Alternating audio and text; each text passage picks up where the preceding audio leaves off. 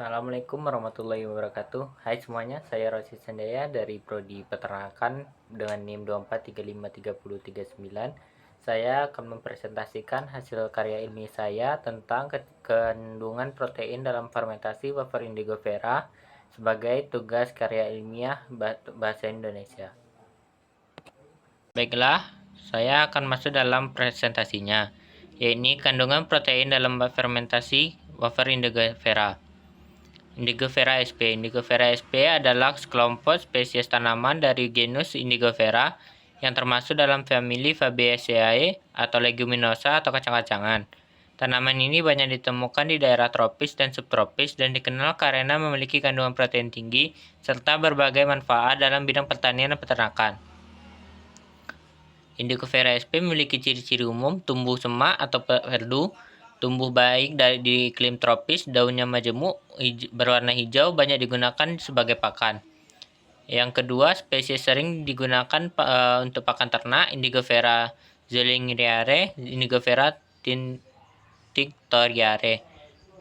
Kandungan gizi khusus untuk pakan, protein kasar 20-30%, serat kasar rendah hingga sedang, tanin dan lignin ada tapi bisa dikurangi dengan fermentasi. Kelebihan indigo vera sebagai pakan, yang pertama tinggi protein, cocok sebagai pengganti sumber protein impor, bungkil, kedelai, dan tepung ikan. Tahan kekeringan, adaptif di lahan marginal. Yang terakhir, produktivitas biomasa tinggi. Kelemahannya adalah kecernaan bisa rendah jika tidak diolah karena kandungan lignin, tanin, dan anti nutrien. Perlu pengolahan, fermentasi, pengeringan agar aman dan optimal dan digunakan sebagai pakan. Metodologi penelitian, bahan utamanya daun indigo vera, tepung jagung, dada halus. Kultur L, Plantrium 10⁸ CFU atau per mili. Tahapannya yang pertama adalah pengeringan dan penggilingan daun. Yang kedua, pencampuran bahan rasio 70, 20, dan 10 dan pencetakan wafer. Yang ketiga, fermentasi selama 7 hari pada suhu 30 derajat Celcius semi anaerob. Yang keempat, analisis proksimat untuk menentukan kadar protein dan parameter lain. Nah, hasilnya adalah hasil utama kadar protein kasar tanpa fermentasi ada 22,5 lebih kurang 0,3%. Dengan fermentasi 26,1 lebih kurang 0,4%.